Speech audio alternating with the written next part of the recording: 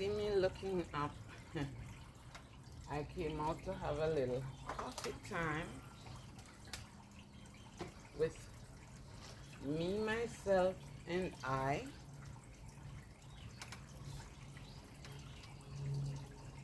Beautiful morning here in Long Island. You see me looking up. I see something that resembles a caterpillar. It has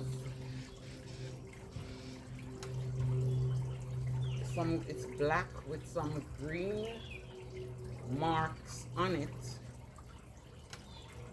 Very artistic looking, like someone has drawn the patterns on its back. I don't know what it is. I did take a picture of it. I'm looking to see if there are others here. Never seen that one before. I will have to Google to find out what kind of caterpillar it is.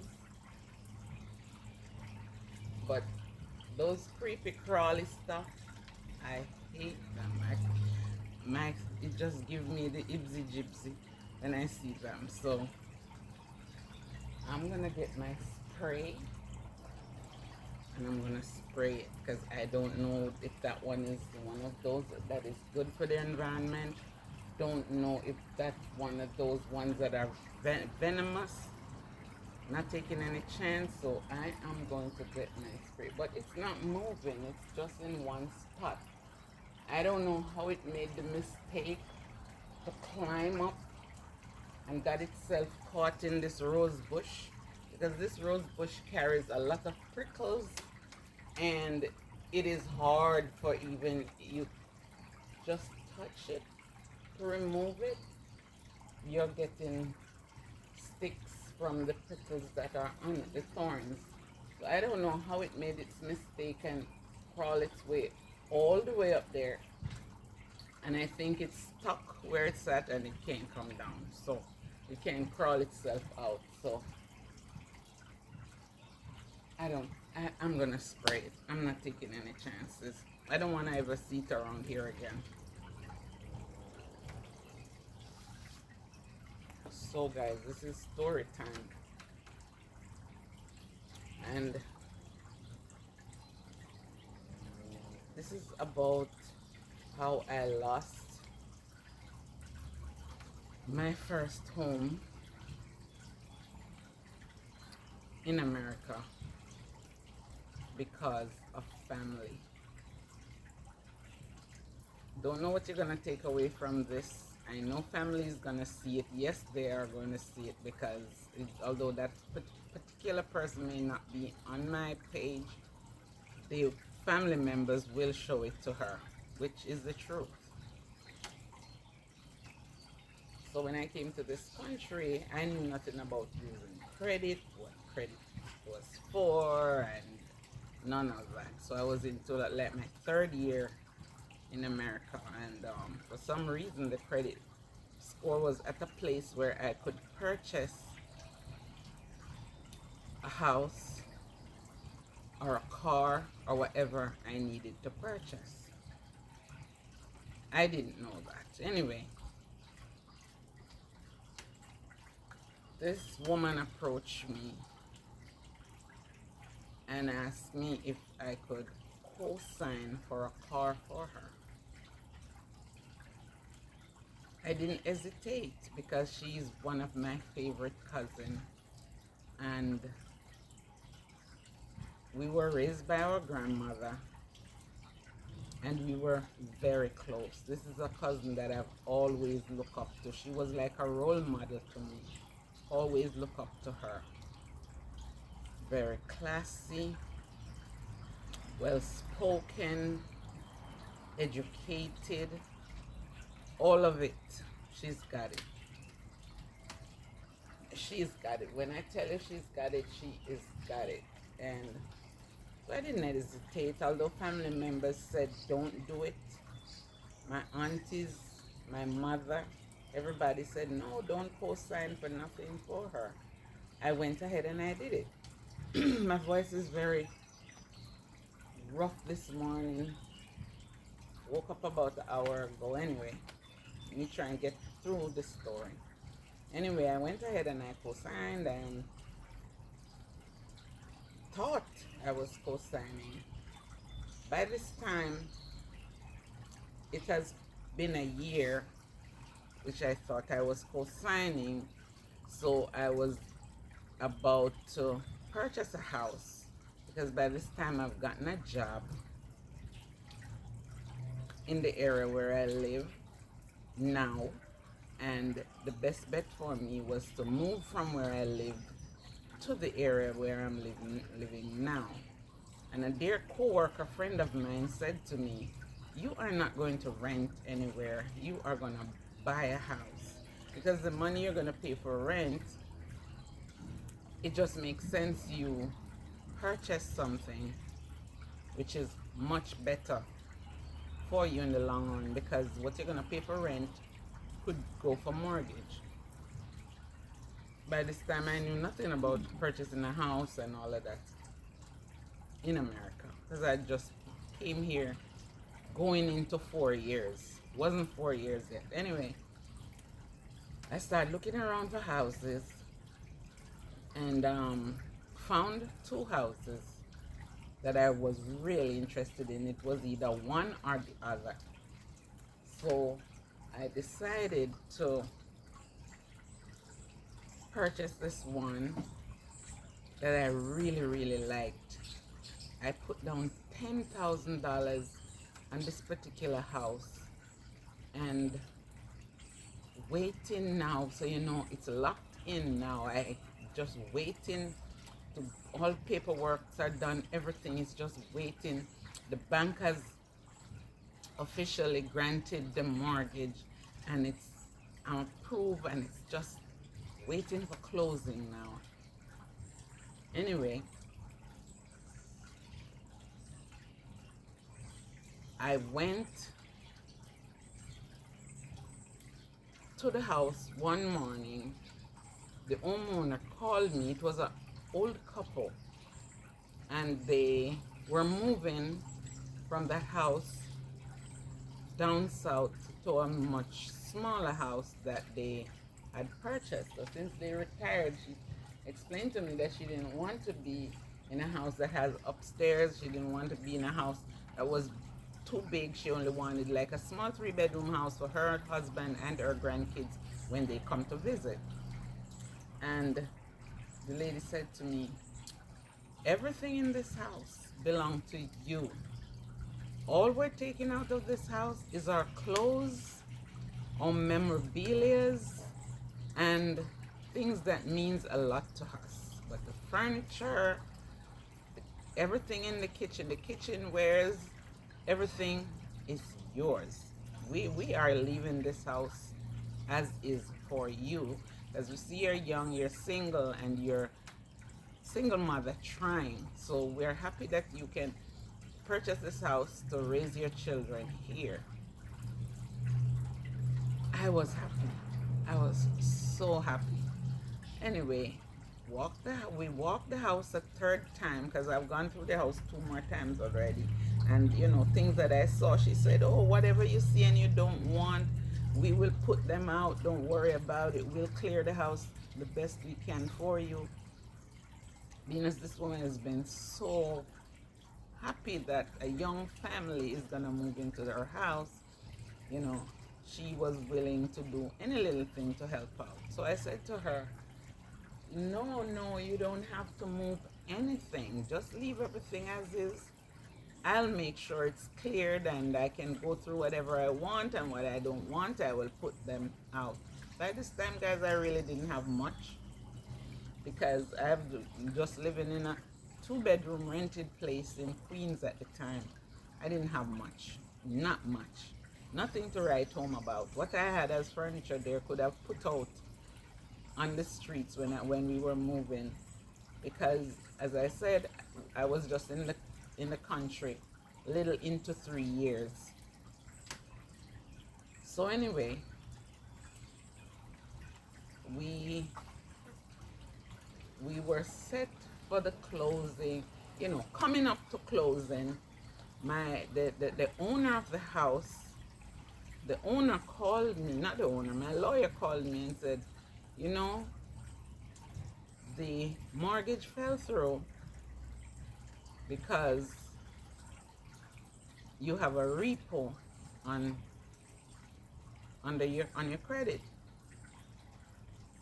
Which by this time I didn't get into everything to tell you guys how that came about. Oh, I went to the car dealership. It was a 2002 Mercedes Benz, brand new, I think it was. Yes, it was. It was 50 something thousand dollars. The insurance on it was like 400 and something at the time. So I was so, worked up at getting into this beautiful home. This is my dream house. At the time I had a boyfriend, he was all geared up too. He was in love with the house. And this particular house that I have here now, where I am at right now, was one of the contender of the two houses, but this was the second contender.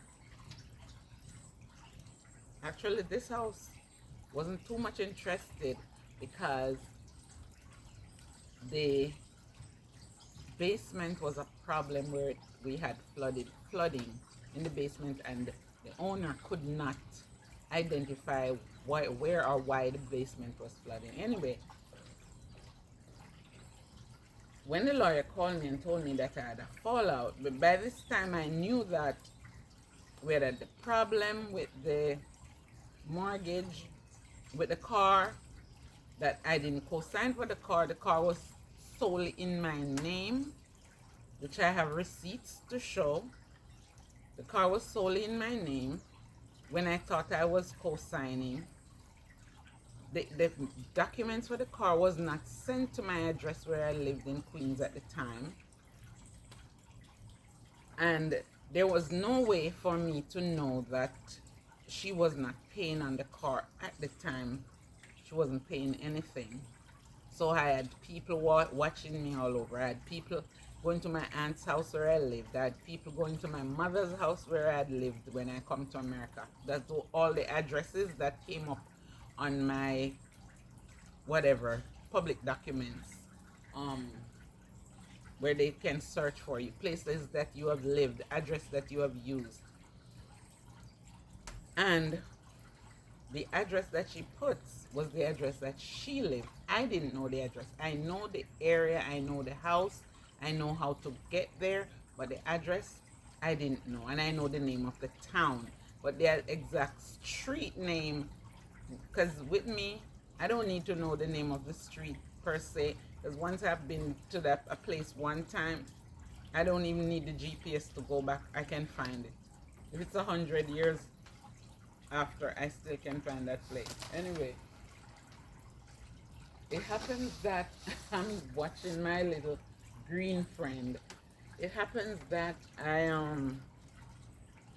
we had the problem with the car and everything, and the whole 9 yards. Now the I was in conversation with the bank about the car. Now they wanted me to pay off for the car and all of that. That's for the monies that she's owed on it, because according to the bank, she has not paid for 1 year on the car. Nothing from the day maybe she took out the car. She hasn't paid anything. That time now it was over a year, and they've been looking for the car for all this time. Anyway, I don't know, because the bank never showed me any proof that she has not paid for a year, but they were looking for the car because there were no payments made. According to her, yes, she was making payments. Anyway, fast forward, the lawyer called me and said, the bank is not gonna give you the loan, the mortgage anymore, because you have you have a repo on the car, on your name, on your credit. So they cannot do that anymore. So anyway, I was devastated. I was really devastated. I was praying that, it wouldn't show up before I close. But yes, anything on public record, within a week, it's gone onto your record.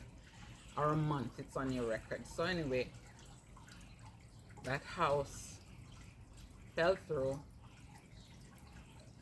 The $10,000 that I put down on that property, I had a hard time getting back my $10,000.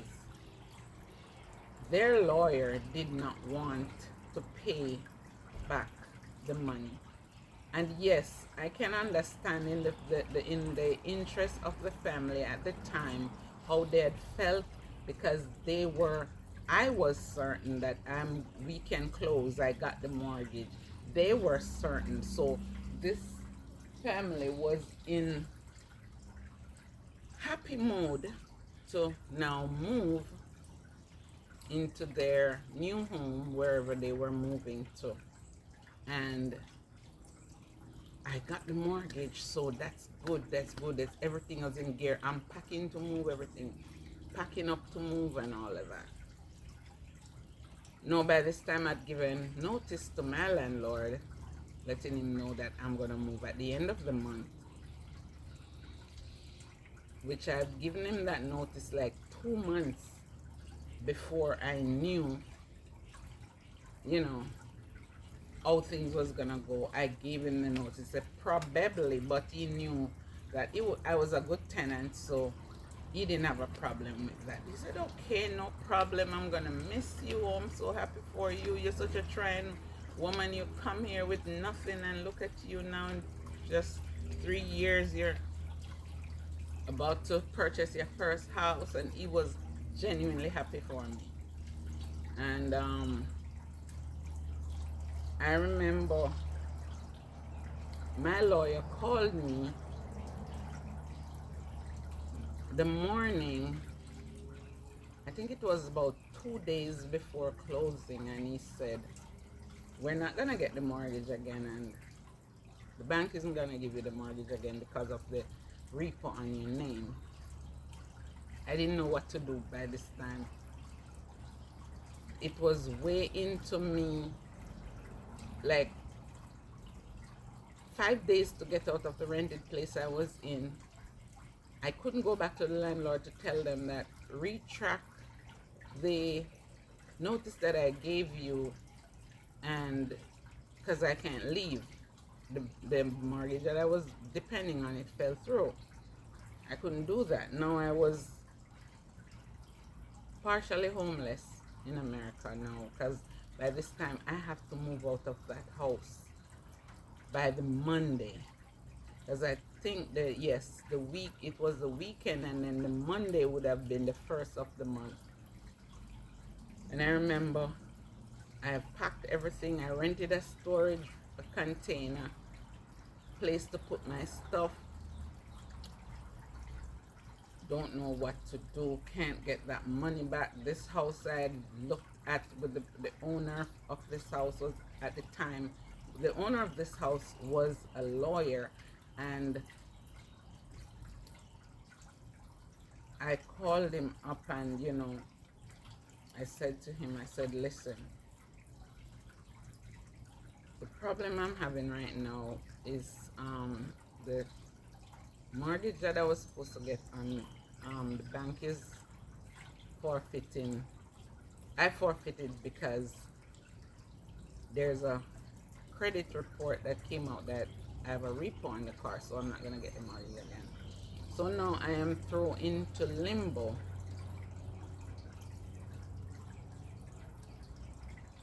As I said, guys, I was homeless. Nobody to turn to. Of all the people that I said to me, don't do it, and I went ahead and I did, because out of my good heart I was doing. That first house fell through. This house was one of the contender, and here I am now trying to get into this house.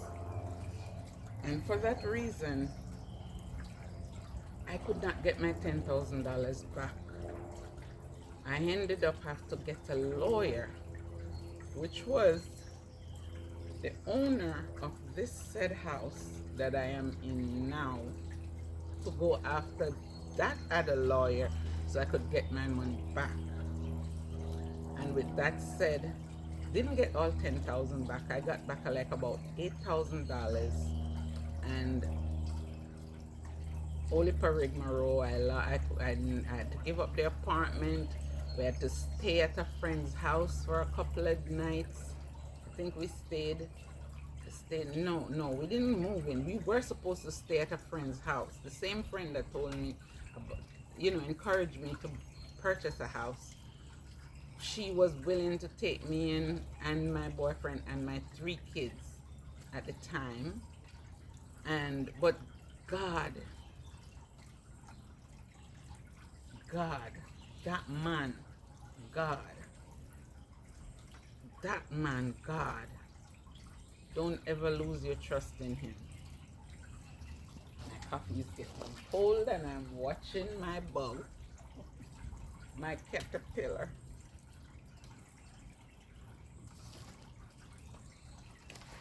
And listen, my fountain is just running in the background. So I called up the lawyer and the lawyer went after their lawyer and I got around about $8,000 back from the 10,000 because they wanted fees there and fees there and fees everywhere. And it worked out.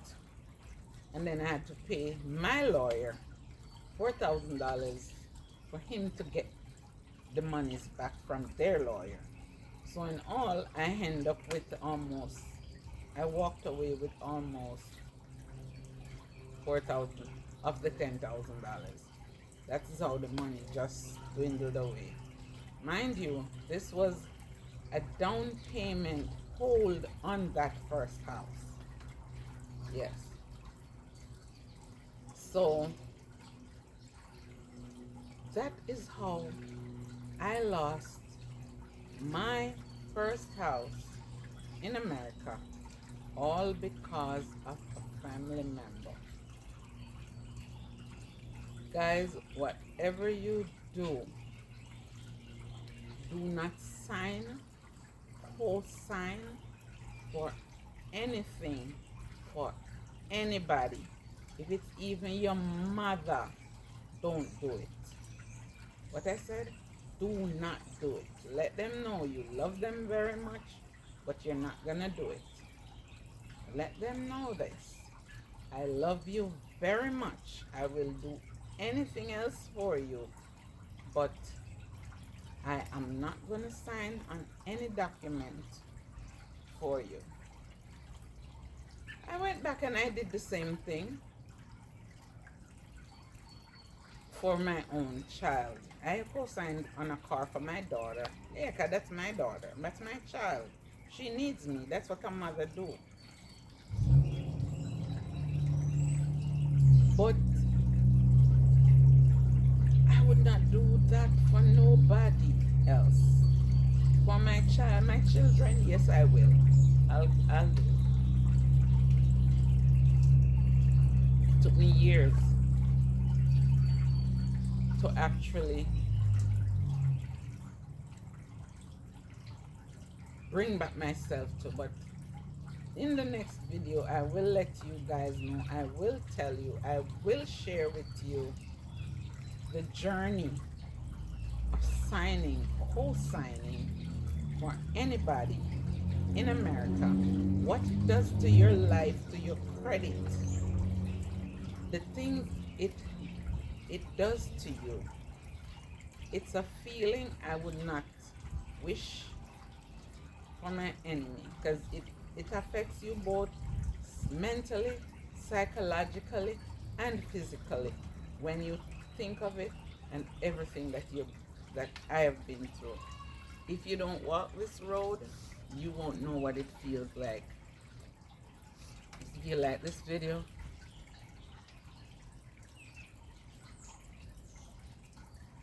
give me a thumbs up, subscribe, comment, and I'll see you in the next one. Bye.